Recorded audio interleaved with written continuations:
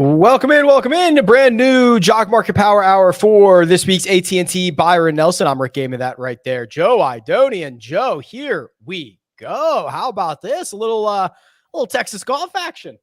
Little Texas golf right before we head over to Oklahoma. Saw this place last year, played pretty easy. So you're going to need a lot of birdies, I would imagine, this week to climb that Jock Market leaderboard. What do you think?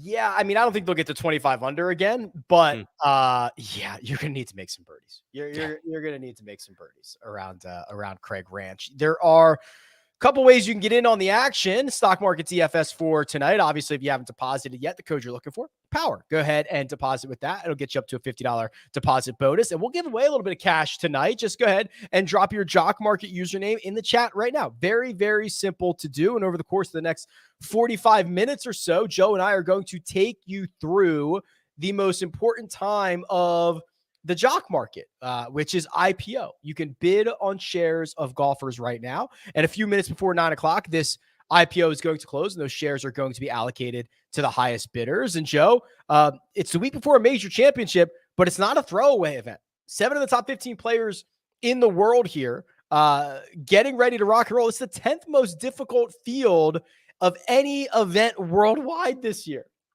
Wow.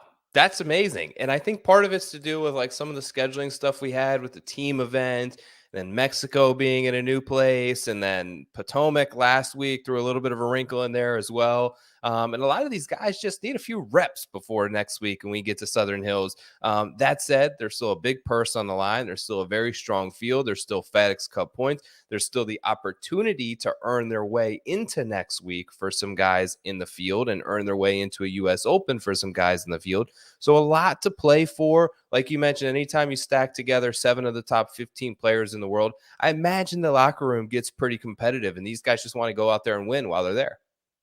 Hansela Rose Nelsony makes what I believe to be a very astute observation, Joe. I think the Mexico Open is going to be very predictive to this week. Now, I assume where that comment is going is kind of the generous landing areas and playing kind of long for the par that we have for this week, and really asking guys to hit their second shots and maybe get to 18 or 20 under par. Is that how you kind of assess Craig Ranch? Yeah, I think that's fair. We saw some light but gusty winds at Mexico as well, which we could see here. Bombers, right? They had a huge advantage in Mexico. I think they have a huge advantage here. When you look back at the leaderboard, it didn't necessarily play out the way that I think a lot of us thought last year would play out when you see KH Lee and these type of guys up there.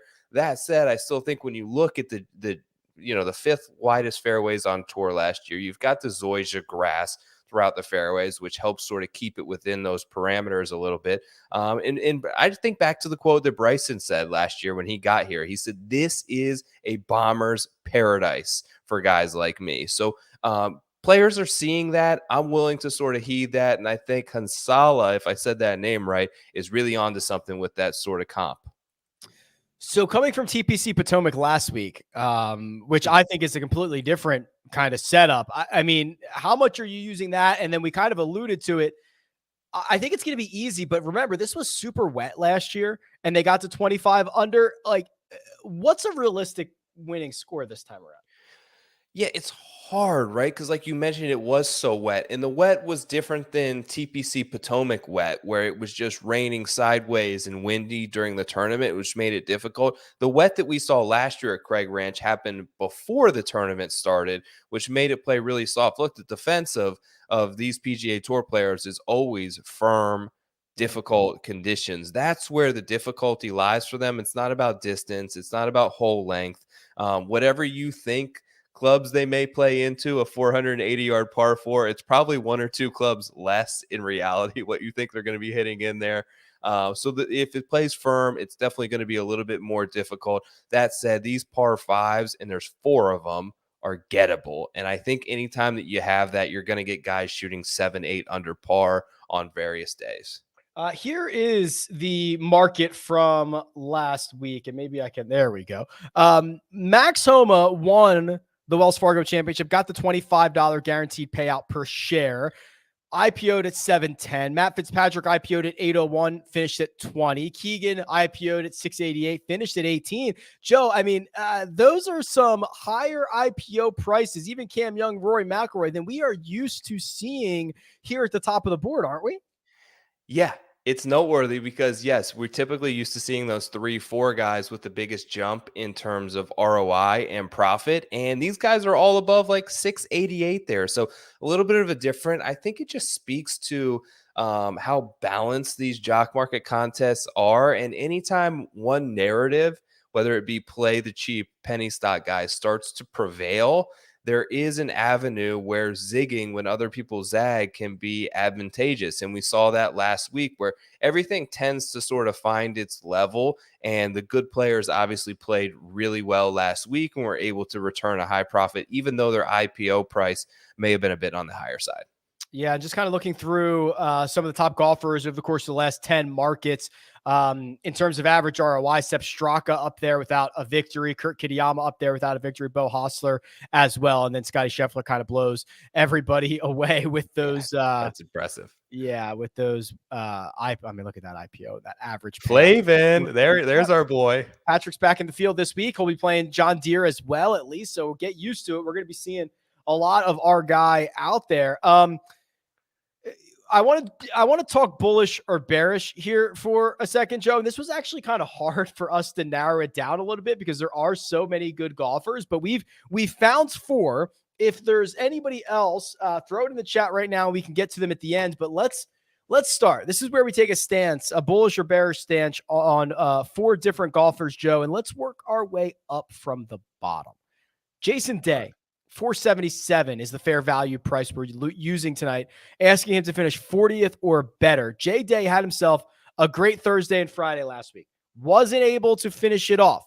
I've argued if we flipped those rounds around and he played them poorly on Thursday and Friday and stormed the leaderboard on the weekend, he'd be one of those popular golfers out there, Joe. So how do you kind of assess his week this time?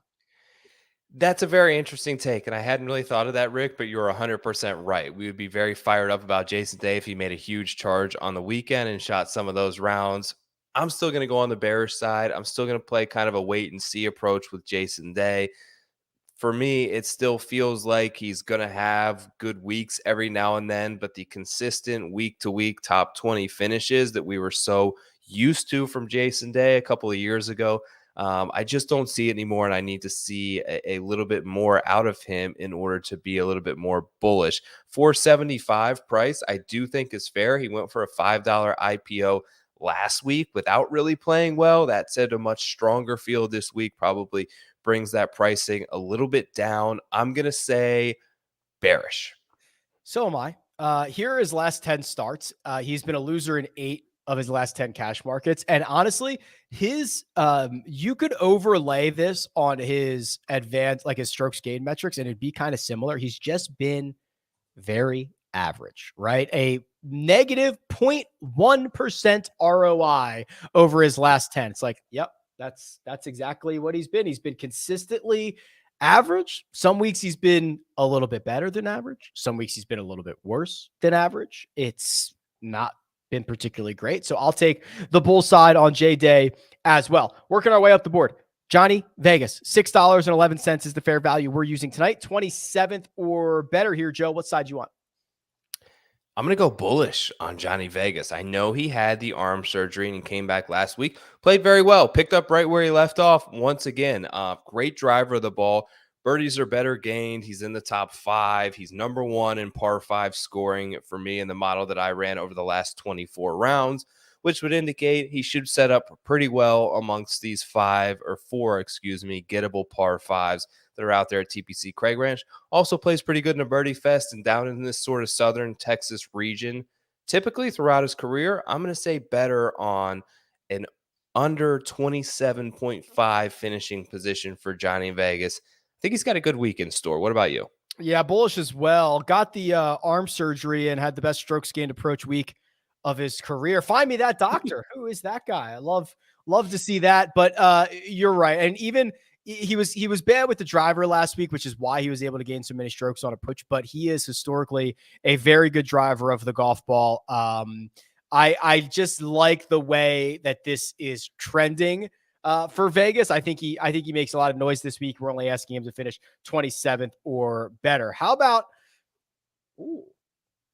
this one? Jordan Spieth, $7.23 a share, 21st or better. Bull or bear on Jordan Spieth? Oh, this is tough for me, Rick, because I really like the way that he's been playing lately. I'm actually going to say bearish this week and maybe the opposite next week. Little hint there. But I just don't love him in Birdie Fest, to be quite honest. I think that he plays his best in difficult scoring conditions where he can really sort of lean on some of his magic in his short game, a la what we saw at the Heritage, maybe chip a couple in, maybe get a couple up and down out of the bunker when you don't expect it. Those are the type of tournaments that I think that he wins. When I sort of did sorted some data based on average scoring conditions, he fares a lot better on difficult golf courses than he does on super easy ones. His irons have been looking great, Rick, but he still hasn't quite got that putter back headed in the right direction. What do you think on Spieth? I think you either have to be like in on Spieth or out on Spieth, because I think what he is showing us is that, like, when he won at Heritage 3 months ago, if you said name the worst spot on tour for Jordan Spieth, I'd be like Harbor Town. Like that'd be the worst spot for him. Just like absolute worst. And to go out and win there, I think proves to me he's so hard to predict. And he's just going to find a way to put the ball in the cup. And I think that the fact that he hasn't putted well makes me think that there's a lot more ceiling for him to reach. So I either want to be buying shares of Jordan Spieth every single week or never investing in him. And I would probably lean on the buying every week side of it. And we talked about it. We talked about it a little bit earlier before we went hot. He has really good majors. Like the major championship setups for him are good. Like let me just buy the next 6 months from Jordan Spieth. Yeah, I think so too. And the fact that he got that win is very well. And the fact that he's doing it without the putter, lost 7.2 at Valero, still finished 35th, lost 2.5 at the Heritage. You would never think he would win that tournament losing 2.5 strokes putting. But what he's really doing is kind of what he's always been really good at also, is his around the green game. And I just frankly don't think that really matters here at Craig Ranch. If you're not hitting greens at a 70+% clip and you're not making 7-8 birdies a day, you're probably not going to win this thing.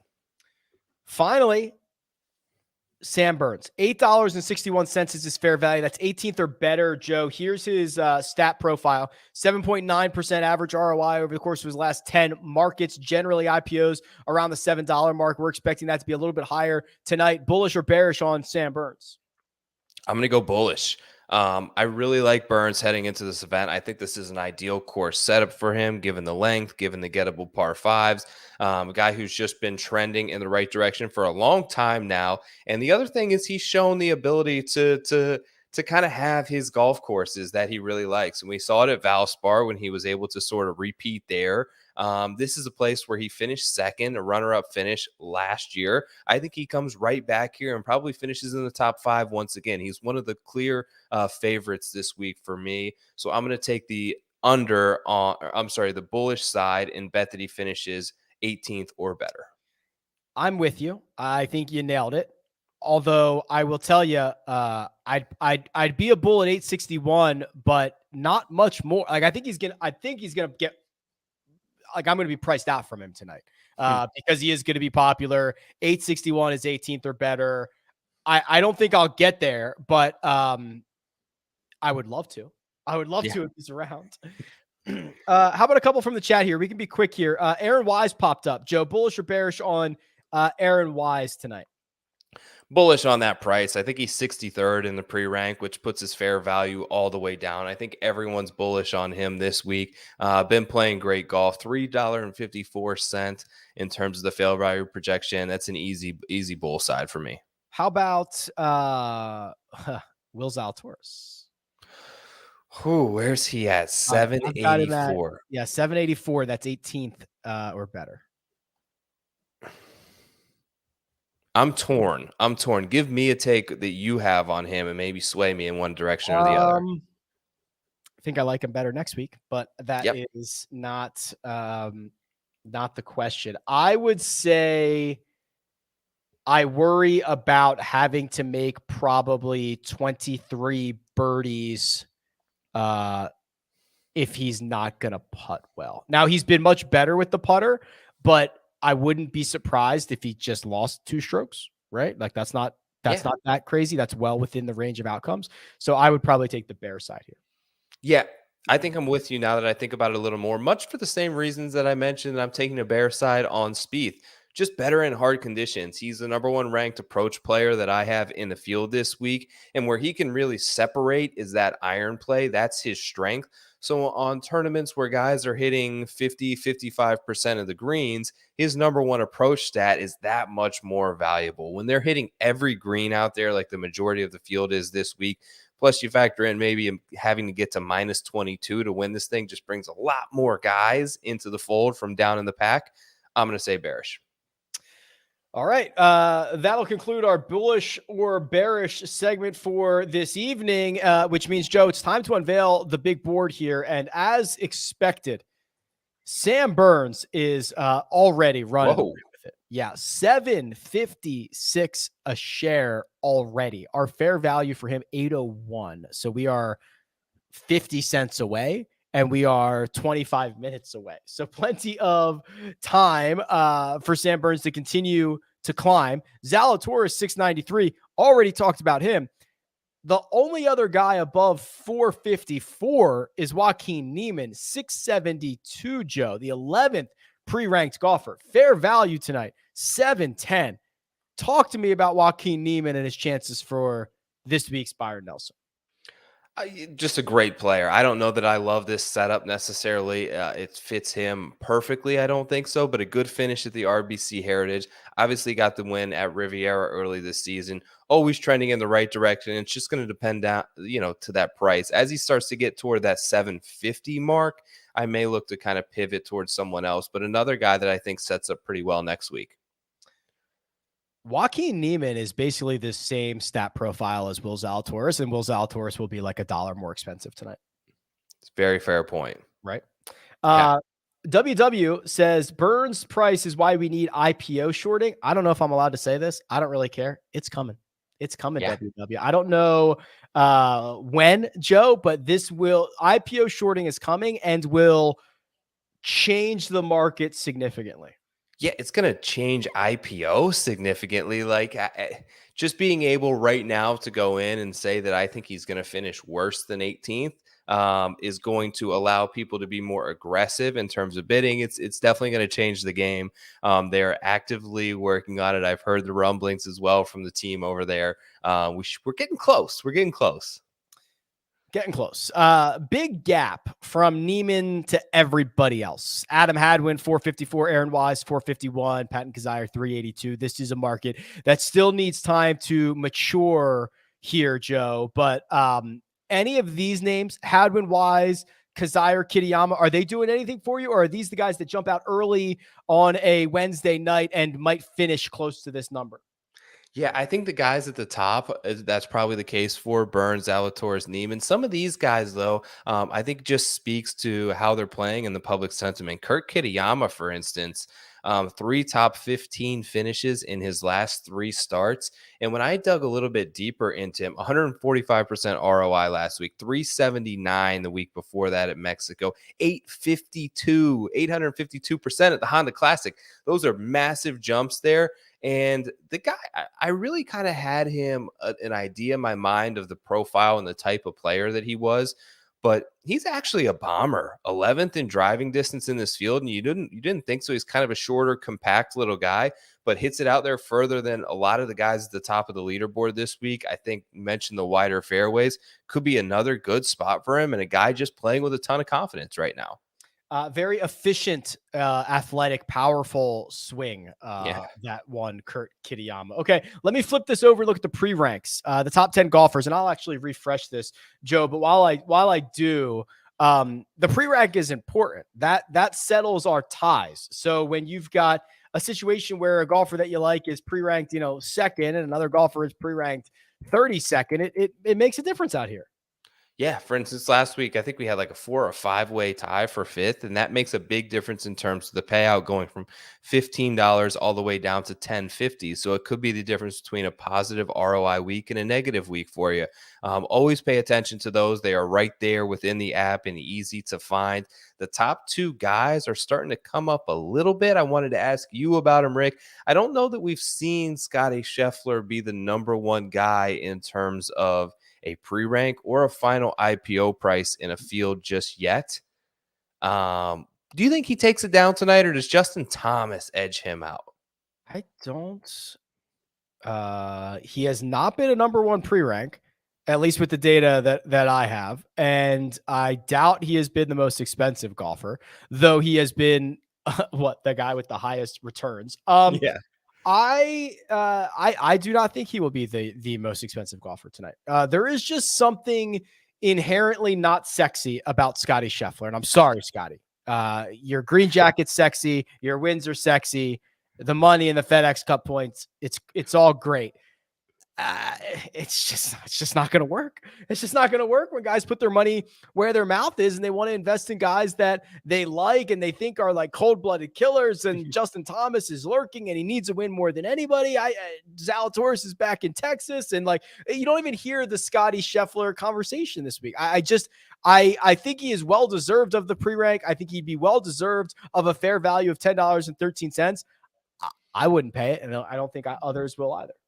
It's funny that you mentioned that. But yeah, I thought one key thing that you sort of touched on there was nobody probably wants this quite as much and needs it quite as much as Justin Thomas right now. Scotty certainly doesn't need a win. He's mentioned that this is one of his favorite golf courses, although he hasn't played it in a couple of years. But are we really just expecting guys to win 4 out of every 6 times they tee it up now, or what?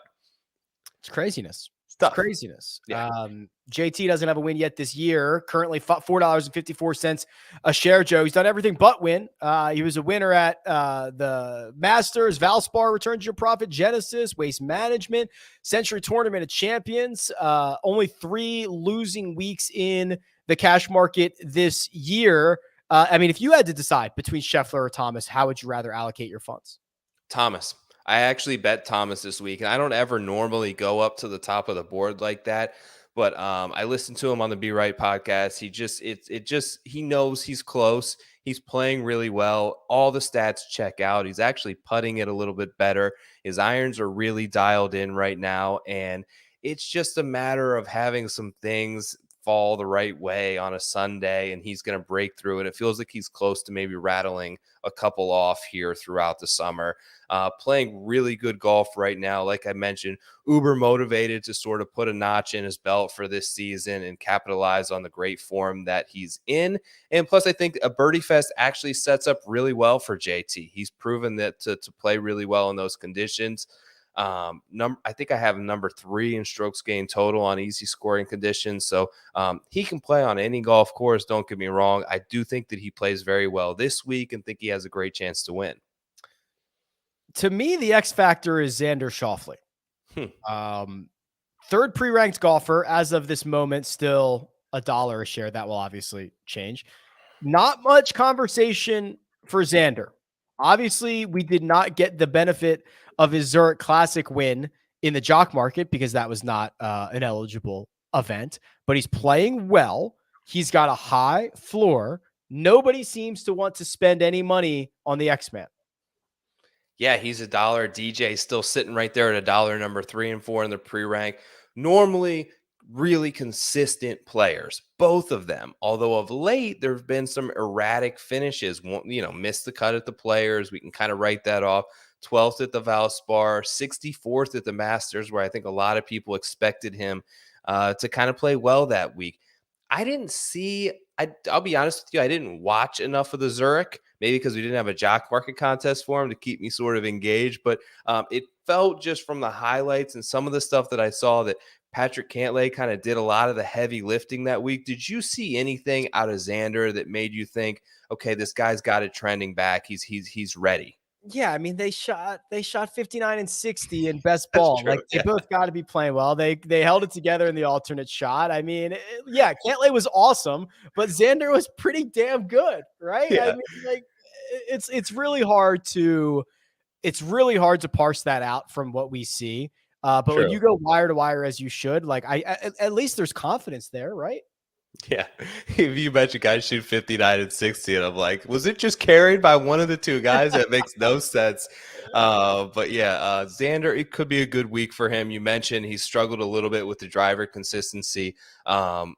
Makes sense. Could be a buy low spot for him, which is opportunities we're always looking for. Yeah, so since they're both $2.22 a share right now, since they're pre-ranked 3 and 4, since their fair value is within 18 cents of one another, Xander Schauffele or Dustin Johnson, which would be like you could only buy shares of one, which is not true. You can buy shares of anybody you want and all of them. But if I only let you buy one, Joe, who is it? Xander. Yeah. Yeah, DJ. I think DJ, there's just more question marks for me in terms of not playing that well.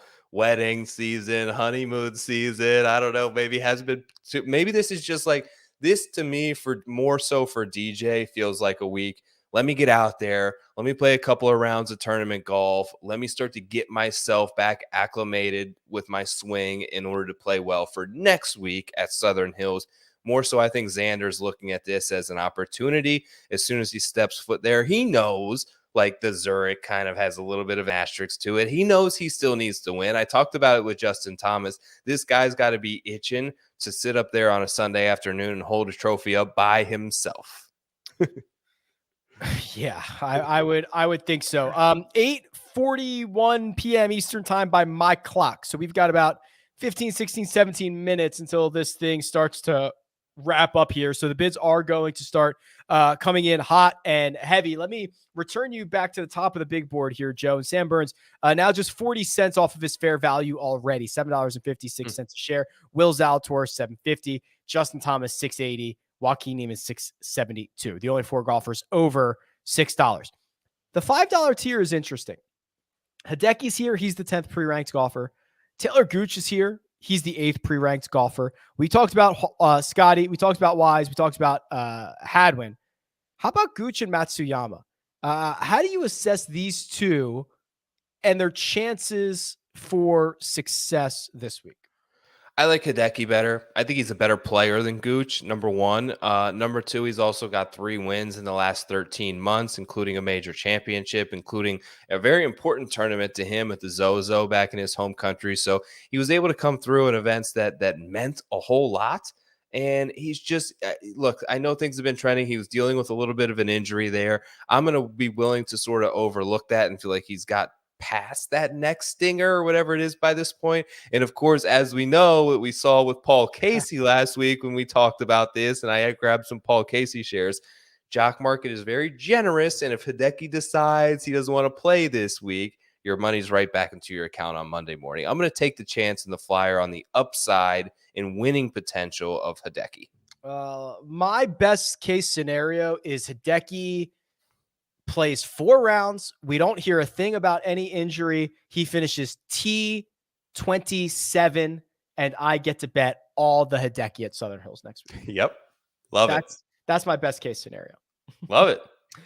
Let's go sub $5 here, see if we can find some value. Some notables, Joe, Lonto Griffin, Cam Champ, Matthew Wolf, Wolf 395. As you kind of look through all of these names that are currently under $5, Mark Leishman is here. Ryan Palmer, Brandon Wu. Who stands out most to you? Who have you already clicked to add to your favorites list to make sure that you are keeping a close eye on them this evening? Yeah, it's interesting because there's different ways to play Jock Market. Like Mark Leishman is a very good example, I think, if you pull him up. So Leishman has been extremely consistent this year, believe it or not. 9 of his 12 starts. I was looking at, and I know this because I bet Mark Leishman this year. 9 of his 12 starts have been at least a top 40 finish. So he's top 40ing at a 75% clip, which sounds pretty good. That said, you see there, he's a loser overall in the market because he's not having like a third. He's not having a fourth. He's consistently finishing, hovering right around that IPO finish. I'd rather search for a guy where maybe you have the opportunity to see a big spike week, a top 5 type of finish, and maybe sort of hunt for that versus someone who may be a little bit more consistent and try to squeeze a little bit more ROI out of this week before a major. I like a guy like Sahith. I know that he's had some ups and downs, but I just think this week sets up great for him. I mentioned, before on my podcast, Par 72, Tom Weiskopf, TPC design. That's what we have this week. That's what we had out in TPC Scottsdale, where he finished solo third. Good week for him. I think that he has a good finish this week, and I like his potential to really pop and finish inside that like top 8. Yeah, and we've talked about this before with Sahith, is that he's going to be volatile, right? Yeah. Like we know that. And over his last 10, he's lost you money in 7 markets, but he is up 32% because of those pops. So that's kind of that contrast to Mark Leishman, Joe, Yeah. where Leishman's like, okay, much more consistent, but a loser. Tagala, much more volatile, but a winner. Well, with what you're paying for Leishman, like a 28th, given his standard IPO price, is barely going to earn you anything. Versus Sahith is someone who really, you really got to, in these guys in that sort of $4 to $8 range, you really got to hunt for those top 5 finishes. It's getting hot at the top. Scotty Scheffler and Justin Thomas are both 801. Actually, that might not even be the top. Let me resort this. No, it is the top. Both of them are 801 pre-ranked golfers, number 1 and 2. So they're going to be battling it out all evening long. Let's continue to mine into the value here, Joe, because before you know it, the top of the board is going to be lit on fire. Matthew Wolff is 406 right now.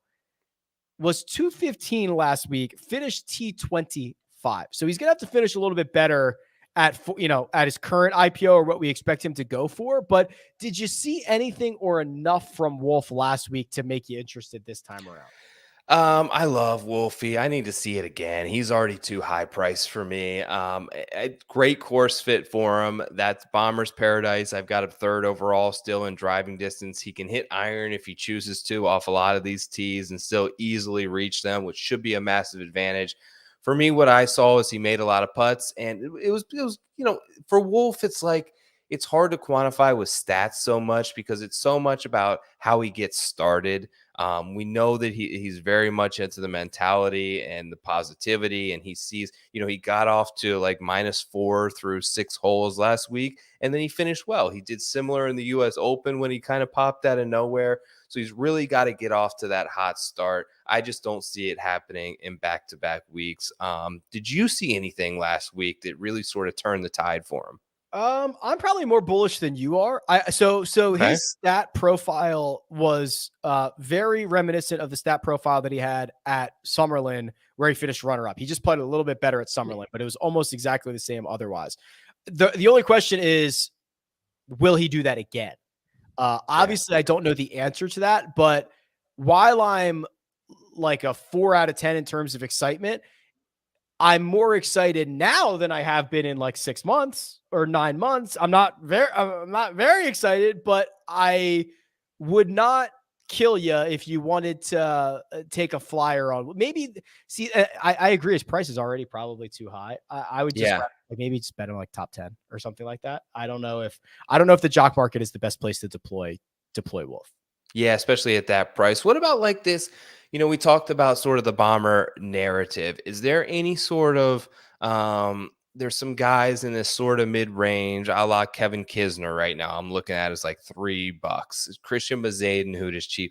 These guys more of the KH Lee type mold where they don't have to bomb it out there, but they're still able to maneuver their way around the golf course and make a ton of birdies. Do you see this as like potentially fading the narrative this week, thus gaining some potential expected value in a contest like Jock Market? And this is where I think you can really find those edges because, the difference in 50 cents or $1 of a golfer who's, IPOs at $4 regularly is a big deal. Someone like that would be like CT Pan. So here's CT Pan stat profile, 50-50 in terms of wins and losses over the course of his last 10 markets, 33% ROI. You can see the trend line generally heading in the right direction. No one is going to confuse CT Pan with one of the longest drivers on planet Earth, but like someone that I think is certainly worth it. And he's in that range that you were referring to, which right now is just below $4 a share, $3.97 for CT Pan. Yeah, another guy certainly fits that mold to a T. Let me give this a refresh here.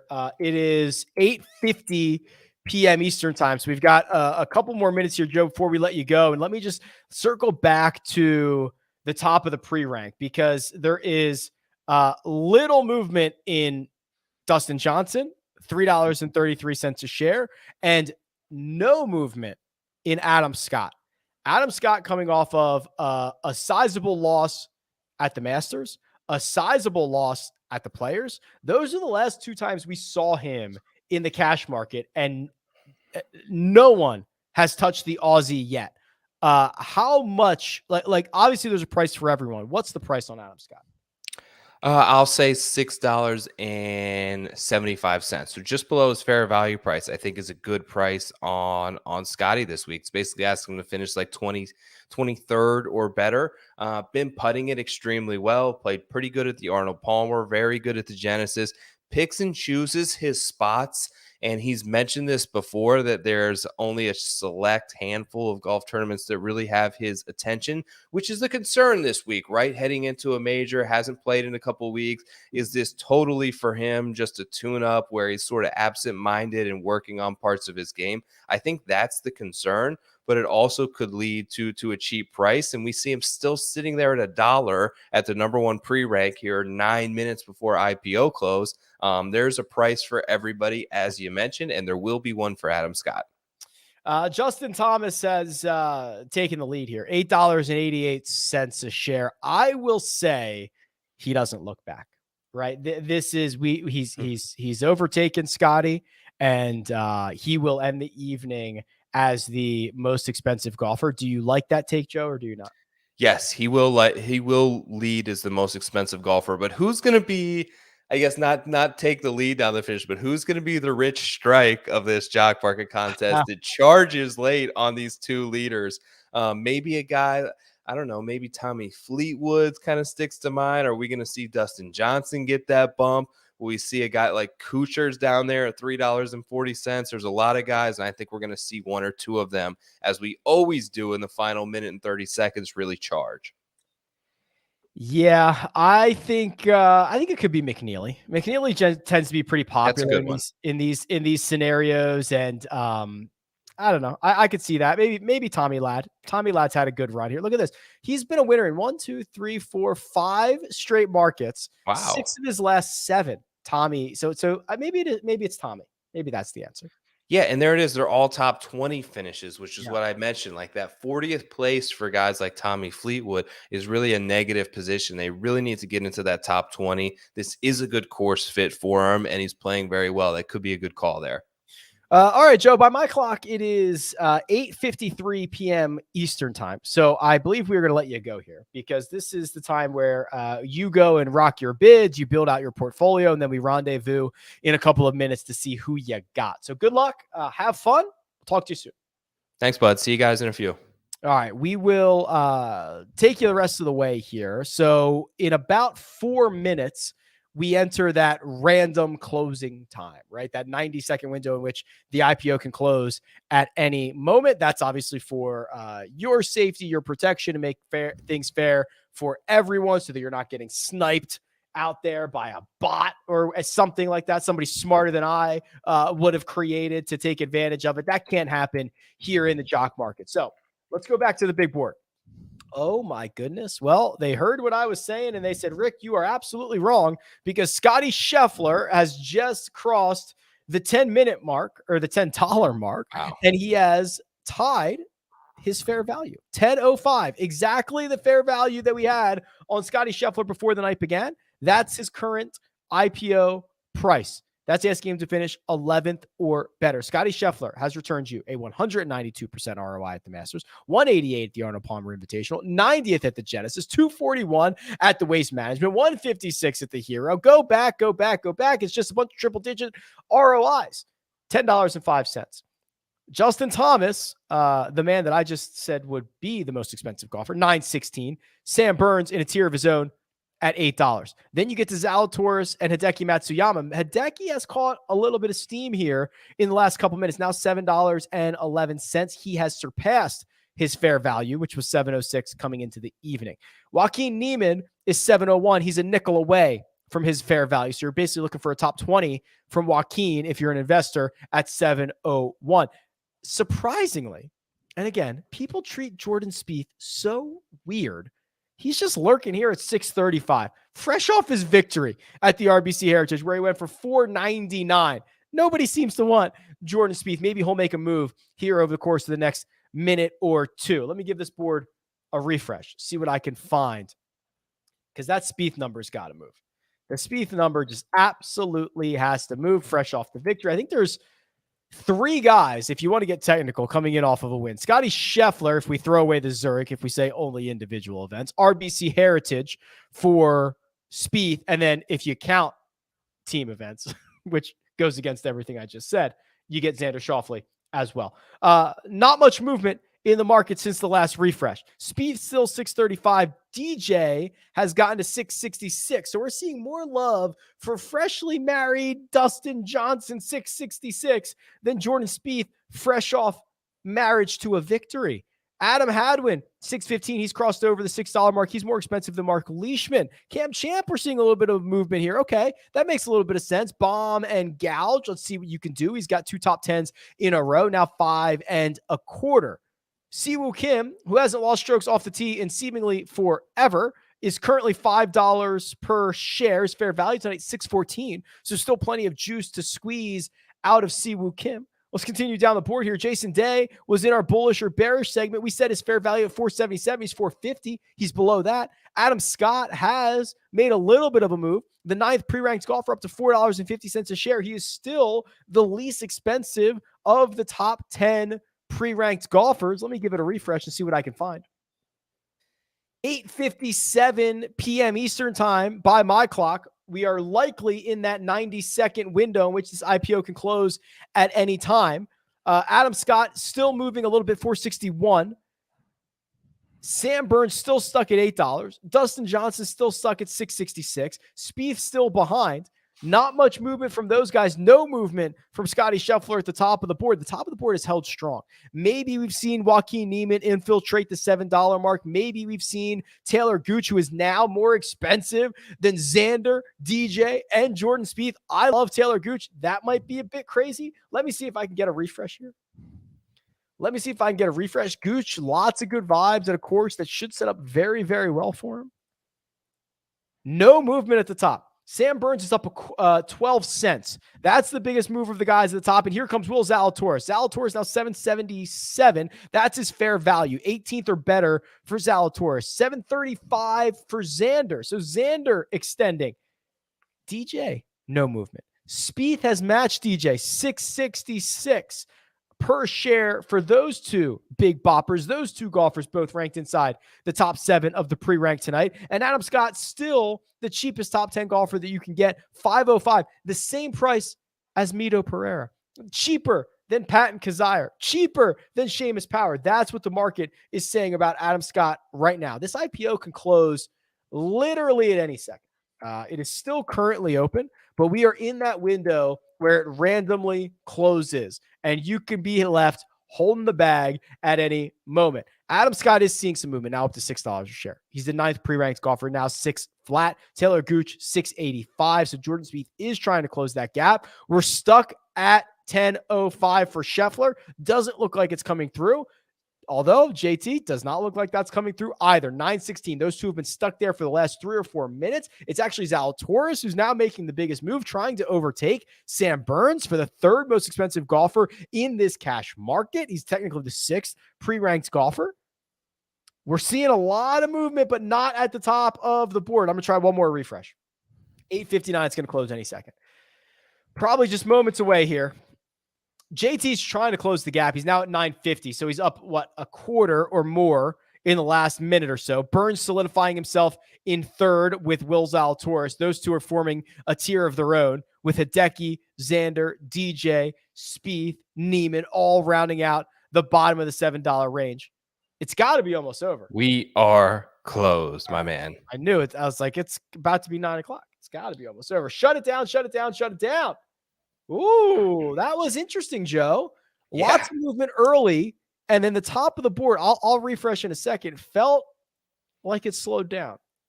It did. It looks, by my indications here, like Scotty crossed that $10 mark. Justin Thomas did not, surprisingly. We were both wrong there. Got us again. We will get Joe's portfolio in just 1 second. Let us know who you got. We always like to look at your portfolio, so drop them in the chat right now. Have your players come over, Joe? Do we know who they are? Yes. Give me just a second here. Give it a quick refresh. Yes, we do. Okay, let's get Joe's AT&T Byron Nelson portfolio, please. Here we go. Hideki. Love it. $7.45 shares of Hideki Matsuyama. Moving down in the $5 range at $5.75, Tommy Fleetwood, who we talked about sort of to end the show there. Going down into Aaron Wise at $6.02. I've got shares of a bunch of guys here in like the $3 and $4 range. So let me just rattle them off.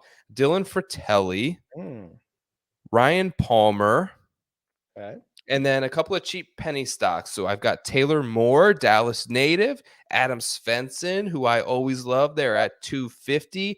And then Wes Bryan, who Monday queued in this week. I've had shares of Wes Bryan a couple of times lately.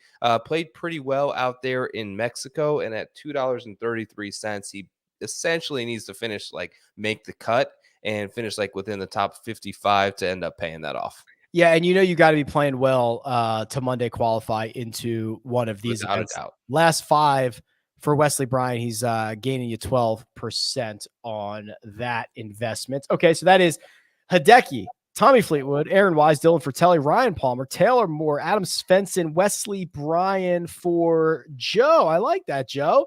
Yeah, I got sniped at the last second on Sammy Burns, right at that sort of target price we were looking at. So whoever got me at the end there, well played. Well played. Well played. Let me see if I have my numbers yet. I do. Okay. Before I do that, though, Andrew got, he got a lot of guys. How about this? Sam Burns, Will Zalatoris, Jordan Spieth, Taylor Gooch, Adam Hadwin, Siwoo Kim, Johnny Vegas, Sebastian Munoz, Dylan Fratelli, Martin Laird, Nate Lashley, Steven Yeager. Andrew has filled himself out a portfolio, Joe. Yeah, he filled it up. It's diversified, I believe is what we JG Funk got DJ, Leishman, Bezadenhout, Poulter Pants. I guess that's for his pants. Oh, Poulter. I didn't know. I was thinking that was another golfer. Me too. Poulter Pants. Yeah. Same guy, I think. Dylan Fratelli, Pat Kazire, Brian Stewart, Nate Lashley. How about this one? Brent got Bubba Sahith, Grayson Sig, Aaron Rye, Brandon Wu, Kurt Kitayama, Charles Schwartzel, and Paulie B, who I'm assuming is Barjan. Got to be your boy Barjan. Right? Love it, Brent. It's pretty good. All right, here's the board. Scotty Scheffler, 1005. Joe, he got to 1005. Did it. And didn't move. Yeah. But he was the most expensive golfer. For seemingly the first time, right? Yes, for the first time as far as our numbers were showing there, and as far as I remember as well. So well-deserved. Can't knock anyone for it. I thought JT was going to sort of make that push late with all the motivational factors added into the mix there. But yeah, Scotty at $10. I mean, he's just been awesome and going to what he says is his favorite golf course. So we'll see if he can sort of pay that off. He's going to need to play. He's going to need to finish in the top 11 or better to do so. So he's going to need another great week. All-time high for Scotty Scheffler. Yeah. Previous high, this event last year, $9.99. 10.05 this time around. JT 951, no surprise there. That's kind of right in the wheelhouse, although I thought he would be higher than Scheffler. Burns and Zalatoris, Joe, a tier of their own, 826, 822, no problems there. I'll tell you what, man. Xander, 740, Hideki, 745. I just love the sevens. Every single guy, give me all of this. Hideki, Xander, DJ, Spieth, and Neiman at those prices. Give me all. Yep. Basically ask them to finish like 20th, 22nd or better there. So you need a top 20 out of them. And I think that if you had all 5 of them, the win equity out of that little bundle is pretty big. Johnny Vegas was in our bullish or bearish. We had him at 611. He went for 644. So we were close there. Mm-hmm. Anything stands out? I'm just trying to see if anything stands out to me as off here, Joe. It's pretty efficient. Yeah, not a whole lot. Jason Day there. It looks like everyone else was bearish on as well. Went just below the IPO price. JJ Spawn, a winner in Texas a few weeks ago, goes for the $4. So he went well below his IPO price. Seems to be some good value in the market tonight. A lot of guys that are fairly priced in comparison to that fair value projection. Yeah, this is a pretty, I got to admit, this is a pretty good looking market. There's really not really anything super crazy. Sometimes we overlook somebody and they go for way too cheap. I think it might be Xander, but like it's not much. Like I don't want to argue it too much. That's a pretty darn good market, guys. I think we did a good job there. Very, very balanced, all the way from 10 to like $2. So a lot of different guys. Hopefully a lot of green on the board for everyone this week as we head into a little special event next week. We've got some special planned. I don't know if we can let the cat out of the bag just yet, but make sure you come back for Power Hour next week. It's going to be fun. Yeah, we can just say we're chewing on some fun ideas to give away money, to let you guys make some money, trying to figure out the logistics. But obviously for a major championship, we're not going to go small, Joe. We're going to do something big. We just got to figure out what those details might be. Yes, we want to make it a little extra competitive between those who are our friends of the Power Hour here. So stay tuned next week. We'll be excited to let you know. Yeah, Power, that's the code you're looking for. So if you want to deposit, get in on the action, Power is the code. And Joe is available on Twitter at TourPicks, and you can find me at RickRunGood. We'll be back next week, same time, same place, 8:15 p.m. Eastern time on the RickRunGood YouTube channel for the PGA Championship. Good luck. We'll see you then.